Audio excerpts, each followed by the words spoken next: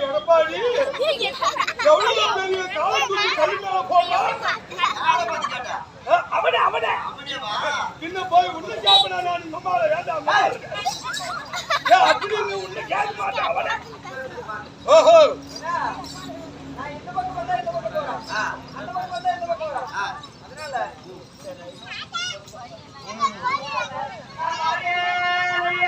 நான் வந்துட்டேன் கவியா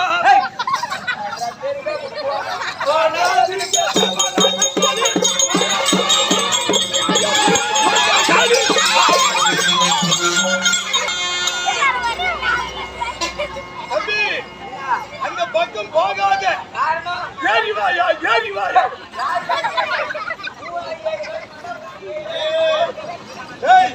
கருமேல போய் கொலமாரி கீழே விழுந்துட்டீனா அந்த ஏரியிலிருந்து மேல ஏறி வாயா ஏறி வாயா ஓ ஏறி வாயா என்ன ஊராய் ஏறி வாயா நான் சொன்னேன் ஐயா வணக்கம் வணக்கம் எவ்வளவு நேரத்துக்கு நான் வணக்கனா என்னத்த பனிக்கறி ஆட்டுக்கறியா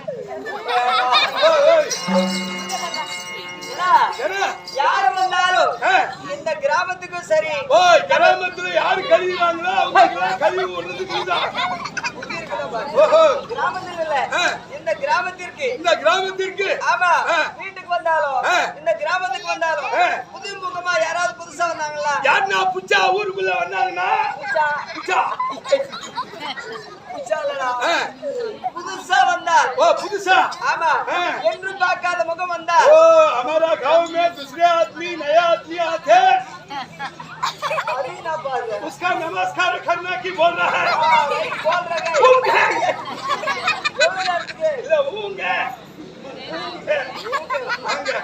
ஐயா எங்கய்யா அப்படி அவர்களை வாங்க ஐயா வணக்கம் அப்படின்னு சொல்லி வரவேற்பு கொடுப்பது வாங்க ஐயா வணக்கம்னு சொல்லி உள்ள கூட்டிட்டு போய் பாடல போட்டு வருகிறது பாடல போட்டு வருகிறதுக்கு ஆட்டுக்கறியா இல்ல பன்னிக்கறியா கோழிக்கறியா? நீங்க தான் சொன்னீங்க, நான் சொன்னேன். அப்படி இல்ல. வாங்க ஐயா வணக்கம். அட வாங்க ஐயா வணக்கம். ஓய் வணக்கம் வைக்கிறது நான் எப்படி வைக்கிறேன், நீ எப்படி வைக்கிற? நாய் போய் எப்படிலாம் வணக்கம் வைக்கும்? நாய் இல்ல, நான் எப்படி வணக்கம் வைக்கிறேன்? வாங்க ஐயா வணக்கம். அதேதான் வாங்க ஐயா வணக்கம்.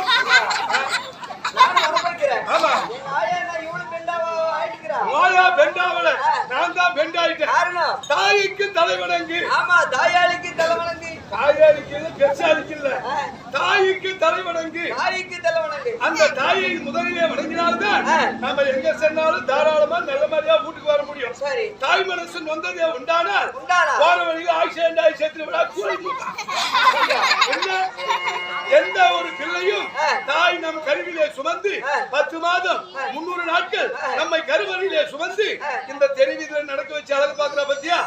அவளுக்கு நிகரான தெய்வம் இந்த உலகத்தில் இதுவரைக்கும் நான் கண்டதில்லை.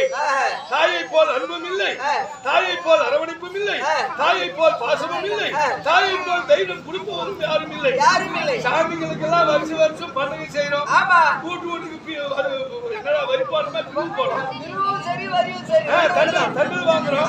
இதெல்லாம் வாங்கி தேங்காய் வாழைப்பழம் கற்பூரம் ஊதுபத்தி இதெல்லாம் கொடுத்தாதான் சாமி நம்மளுக்கு வேண்டாம் வெறுப்பான்னு ஒரு வார்த்தை கொடுக்குது. நம்மளால் முடிந்தது அதுக்கு செலுத்துறோம், அதால் முடிஞ்சது நம்மளுக்கு செய்யுது. நாம் எது செய்தாலும் சரி, தப்பே செஞ்சாலும் என் பிள்ளையாட்டும் உன் பிள்ளை கோழி மூடி நின்றுவான். ஆமா, அவன் சம்பாதிச்சு வந்து போட்டாலும் சம்பாதிச்சு வந்து போடாட்டி போனாலும் நான் பெத்து பிள்ளை தானே, நான் சம்பாதிச்சு போனா அது திருப்பி போடும் அப்படின்னு சொல்லுவான். அந்த மாதிரி எந்த சாமி நான் சொல்லிதான் எந்த சாமியும் சொல்லவில்லை. அதனாலதான் தாயை சிறந்த கோயிலும் இல்லை, தந்தை சொல்மிக்க மந்திரமும் இல்லை, அன்னையும் பிதாவும் முன்னொரு தெய்வம். இந்த ஆலயத்தை சொல்லுவது சாலமோனே. ஏன் நாம தேவையில்லாத கோயில் கட்டியிருக்கிறோம்? இல்ல தேவையில்லாத எல்லாம் வந்து உட்காந்துக்கிட்டாங்களா? பைபாஸ்ல எதுக்காக இந்த நாம கோயில கட்டணும்? ஏன் நாம சாமி கும்பிடணும்? ஏடா கும்பிடணும்?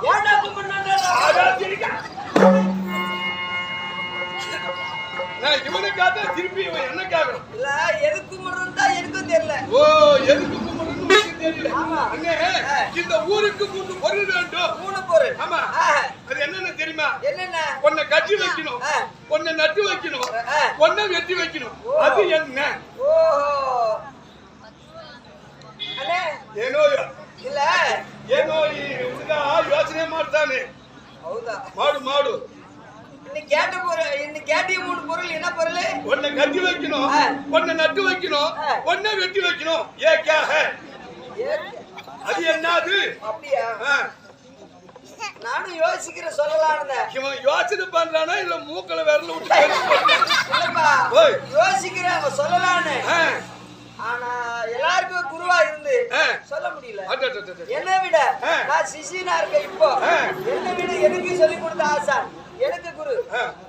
ஆமா, மூத்த குரு. அவர்தான் மூத்திர ஓடுற குரு. மூத்த குருப்பா, எனக்கு சொல்லி கொடுத்த ஆசான். ஓஹோ, எனக்கு வாத்தியார் இருக்கிறார். அவர் கூப்பிட்டாரு, அவருக்கு தெரியுமான்னு சொல்லி அவர் கேட்டு பாரு. ஓகே, சரியா? நான் கூப்பிட்டாரு. சிசியா வாங்க. ஏன்னா இந்த ஊருக்கு ஏங்க ஐயோ வணக்கம். ஏண்டா ஊர்தான் முந்தா நேத்து நைட் நாயை புடிச்சிட்டு போனவன். யா ஒரே ஒரு நாய் சொன்னாய், அது கண்ணாய். எந்த நேரமும் ஊட்டாலும் நான் கோகிட்ட மயிரை புடிச்சிக்கினே வந்தான் பாரு. இவனை பார்த்தது அது கம்மி நின்னுச்சு, காலை புடிச்சு தத்தன்னு நிறுத்திட்டு போட்டான். அதெல்லாம் கேட்டாங்களா? இவர்தான் எனக்கு வாத்தியார். இவர்தான் வாங்க வாயத்தோட சொல்லிருப்பான். அவனுக்கு ஆத்து பிரச்சனை. அவனுக்கு ஆமா, வேகமா சொன்னா ஆட்டு அட்டாக்கா இங்க செத்து போயிடும். அதெல்லாம் அதிகமா சொல்ல மாட்டான். ஓ, பேசுறது இல்ல. எங்க வாத்தியார். ஐயா வாயத்தோட வாத்தியாரே. வாத்தியாரே, என்ன கேள்வி? வணக்கம். ஆமா, உங்க சிசிய பிள்ளைய ஒரு கேள்வி கேட்டேன். என்ன கேள்வி? அந்த கேள்வி எனக்கு தெரியாது. எனக்கும் பெரிய குரு இருக்கிறார், அவர்கிட்ட கேட்டா விளக்க சொல்லுவார். அப்படியா? இந்த ஊருக்கு 3 பொருள் வேணும். என்னென்ன பொருள்? ஒண்ணு கட்டி வைக்கணும், ஒண்ணு நட்டு வைக்கணும், ஒண்ணு வெட்டி வைக்கணும். அது என்ன? இது தெரியாத கேக்குறேன். நாய் வந்துச்சு.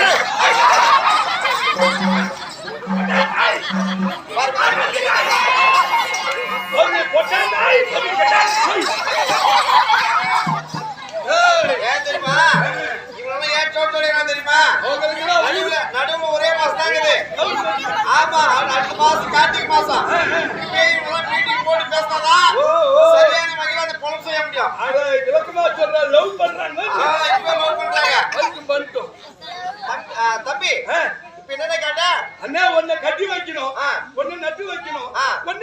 வைக்கணும். இது தெரியாதுன்ற. ஆமா. நட்டு வைக்கணும்னா கோவில் முன்பதாக ஒரு கடப்பாரை புடிச்சு நட்டு வச்சிடணும். கடப்பாரியா? ஆமா. அட கொரோனா புடிச்சு போறதே. சொன்னா கேளுப்பா.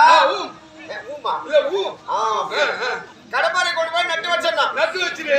கட்டி வைக்கணும்னா ஒரு கடாய் குட்டி புடிச்சாங்க கடப்பாரை கட்டி வச்சிடணும். ஐயோ பாத்தியாருன்னா நீ லவடா. எத்தனை இடத்துல பாஸ் பண்ணிட்டு வந்தேன் நானு. பின்ன மறுபடியும் அந்த காலையில இருந்து அந்த கடாயை வெட்டிடணும். வெட்டிடணும். வெட்டி நல்லா பீஸ் பீஸா வெட்டி பிரே பண்ணி அப்புறம் போய் ஒயிட் சாப்பிட்டு வந்து கோட்டை கொண்டு நட்டு வச்சிடணும். அப்புறம் அந்த கறியை வணக்கி எல்லாம் நீ சாப்பிட்டு நான் சாப்பிடுது தூக்க முடிய சாப்பிட்டு ஒருத்தர் அரிசி மண்டை உடச்சிட்டு போயிட்டே கிடந்தான். அம்மா சொர்க்கா சூத்தனா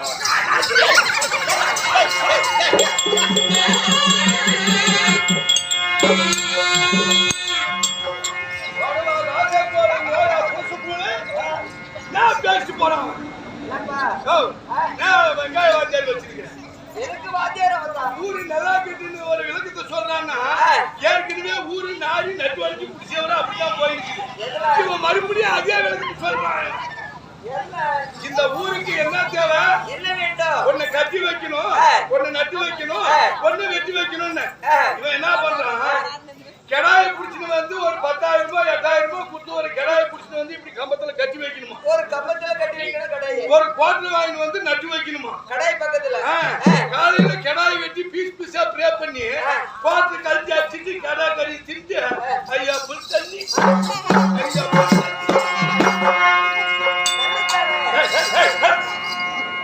அது இல்ல. இந்த ஊரை சேர்ந்த மக்களும் இந்த இடத்திலே தேடி வருவர்களும் நலமோடு வளமோடு வாழ வேண்டுமானால் என்ன இருக்கணும் தெரியுமா? இந்த ஊருக்கு பொதுவான இடம் இருக்க வேண்டும். அந்த இடத்திலே இப்படி ஒரு கோயிலை கட்டி வைக்கணும். அந்த கோயிலுக்கு முன்பாக வேப்ப மரமோ அரச மரமோ இரண்டிலே ஒன்று நட்டு வைக்கணும். அந்த மரத்துக்கு அருகிலே இப்படி பெருசா ஒரு குளத்தை வெட்டி வைக்கணும். கோயிலை கட்டி வைக்கணும், மரத்தை நட்டு வைக்கணும், குளத்தை வெட்டி வைக்கணும். இதை சொல்றான்னா கடாயை கட்டி வைக்கிறோம்னா கோட்டை நட்டு வைக்கிறோம். என்ன பண்றோம்?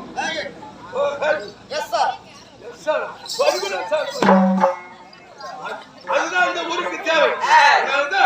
இங்கே எந்த வினைகளும் தீர்க்கக்கூடிய மந்திரம் என்ன மந்திரம்? என்ன மந்திரம்? அதுதான் ஆஞ்சநேய மந்திரம். ஆஞ்சநேய மந்திரத்தை சொன்னா ஏவல் பில்லி சூனியம் காத்து கருப்பு பேய் பிசாசு எல்லாம் நம்மளை விட்டு ஓடியே போயிடும். ஆமா. ஜெய் அனுமந்தன், ஜெய் ஆஞ்சநேயன். இந்த வல்லமை படைத்தவன் வாயு புத்திரன். அவன் காத்தை போல் வருவான். இந்த கர்மங்களை எல்லாம் அகற்றி விடுவான். அதுக்காக இங்க கோயிலை கட்டி வச்சுக்கிறாங்க. பக்கத்துல அரச மரமும் இருக்குது. அதுக்கு பக்கத்துல ஏரியோ குளமோ குட்டியோ ஒண்ணு இருக்குது. மூன்றும் சிறப்பாக வந்திருக்கிறது. அதுதான் இந்த ஊருக்கு தேவை. அதுக்காக தான் கட்டணமா தவிர இல்லன்னா தினந்தோறும் கும்பிடக்கூடிய தெய்வம் தாய். எந்த பிள்ளைங்க அப்பா அம்மா பேச்சை கேட்டு ஒழுக்கமா வாழுதோ அதுதான் 100 வருஷம் நோய் நோய் இல்லாத நல்லா வாழுது. எந்த பிள்ளைங்க அப்பா அம்மா பேச்சை கேட்காத 100 நாள் ஏரி வேலை காய்ச்சி ஏடிஎம் இருக்குதுன்னு விட்டு உருவி எடுத்துட்டு போய் பிளாக்ல சாராயம் வாங்கி குடிக்குதோ அதான் ஜோலார பேட்டுக்கா பைபாஸ்ல ஆக்சிடென்ட் ஆகி சாவுது. அதனாலதான் தாய்க்கு முதல் வணக்கம். நானும் நானும் வணக்கம். அங்கேயே வணக்கு வேற எங்கேயும் வணக்கிறார். சின்னதா ஒரு பாண்டில் 10 மில்லி கடுக்கு கரியாப்புல ஒரு 50 மில்லி கல்லெண்ணெய் ஒரு 4 கிலோ பாய்லர் கோழி கறி போட்டு மமாத்திலேயே வணக்கம். நீதான் இவ்வளவு அறிவுரைகள் சொன்னாயே. தாயை முதலில் வணங்க வேண்டும் சொன்னியா? அதனால நானும் நாளைக்கு காலையில இருந்து அம்மாவை நானும் வணக்கலான்னு பாக்குறேன். அப்படியே வணங்கு, அப்படியே வணங்கு, அப்படியே வணங்கு. நன்மை உண்டாகட்டும். இப்படிதான் வணங்குறேன். அப்படிதான் வணங்கினாலும் இப்போ நான் போய் வணங்கினா இப்போ அம்மா தூத்தினா கேஸ் அடுப்பாது. இப்படி கேக்குறேன். இப்ப அந்த அடுப்பு இல்ல, நான் எந்த அடுப்புல இருந்து இங்க வரேன், எதுக்காக வந்திருக்கிறேன் இது உங்களுக்கு தெரியுமா? எதுக்கு வந்திருக்கிறேன்னு தெரியும். வா சொல்றேன்.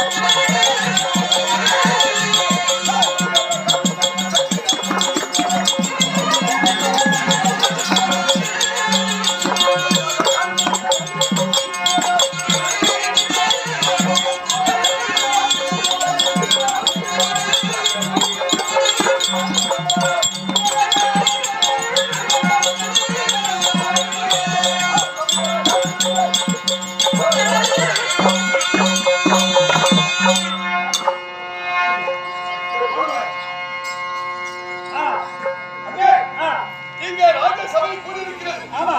அழகிடம் போல் இங்கே கூடியிருக்கக்கூடிய மாபெரும் மக்கள் சபையிலே அழகிடம் செய்யக்கூடிய அகடம்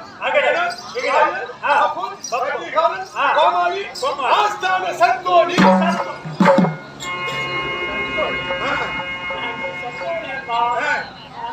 அந்தோணின்ற சந்தோணி நீ அந்தோணி அப்படியே படகு நீ அந்தோணி அவன் டேவிட் கார்ல் மார்க்ஸ் அவன் சூசன்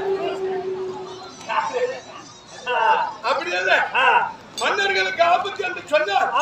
அருகாமையிலே வந்து ஆலோசனைகளை சொல்லக்கூடியவர் ஆஸ்தான சந்தோணி இப்படி சொல்லக்கூடிய பல்வேறு நாமதங்கள் படித்த நான் தான் கட்டியகாரன். ஆமா, இப்ப இந்த இடத்திற்கு நான் எதற்காக வந்திருக்கிறேன் தெரியாதானே? தெரியாது. தென்னிலங்கை நீதியோடு கூட அதிபராக செய்து வரக்கூடிய ராவணீஸ்வரர். ஆமா, நானே தெய்வம், நானே கடவுள், என்னை மீறிய கடவுள் இந்த உலகத்திலே யாரும் கிடையாது. அப்படி என்று சினம் கொண்டவன் இந்த ராவணீஸ்வரன். ராவணனாக இருந்தவன் அந்த ஈசனையை பணிய வைத்து இந்த பேரே எனக்கு வேணான்னு சொல்லி அந்த ராவணனுக்கு கொடுத்துட்டார். அன்னையிலிருந்து ராவணீஸ்வரன். ஆமா, அண்ணவருக்கு அரிதண்டு பணிதண்டு செய்யக்கூடிய காவல்காரன் நேற்றோடு ராமனும் லட்சுமணனும் 2 பேர்கள் மானிட பிறவிகள். அந்த மானிட பிறவிகள் இந்த ராவணனிடத்திலே சண்டை. ஆமா, ராவணன் கும்பகர்ணன் நலப்பட இந்திரஜெயித்து. ஆமா, அவருடைய மூலப்படைகள் எல்லாம் நேற்றோடு முடிந்து போயிட்டு விட்டது. சண்டை எதனால? சண்டை மனைவியாகிய சீதா பிராட்டி தென்னிலங்கைக்கு சிறை கொண்டு போனார். சீதையை மீட்க இவர்கள் அங்கே சென்று பதில் செய்தார்கள். 70 வருட வானச்சேனையை கொண்டு 2000 வருட ராட்சதாரிகளை சமாளம் செய்திருக்கிறார்கள். யார்? இந்த ராவணன். இந்த ராமனும் லட்சுமணனும் இந்த இடத்திலே அனைத்து படைகளும் அறிந்திருக்கிறது. நான் ஒருவன் தான் தனியாக இருக்கிறேன். நான் எப்படி ஜெயம் பெறுவேன்? எனக்கு யார் துணை வருவார்கள்? அப்படி என்று தட்டி தடுமாறி மனம் கலங்கி இலங்கை வேந்தன் பெரியவங்க சொல்லுவாங்க, கடன் பட்டார் உள்ள போல் கலங்கினார் இலங்கை வேந்தன். அந்த கடனும் இவன் மாற்றிருக்கிற பிரச்சனையும் 2 ஒண்ணேதான். அதனால மனம் கலங்கி இந்த பாச்சமின் ஹரி ராவணீஸ்வரன் வரப்போகிறார். அங்கே வந்தால் மற்ற விஷயங்கள் தெரிந்து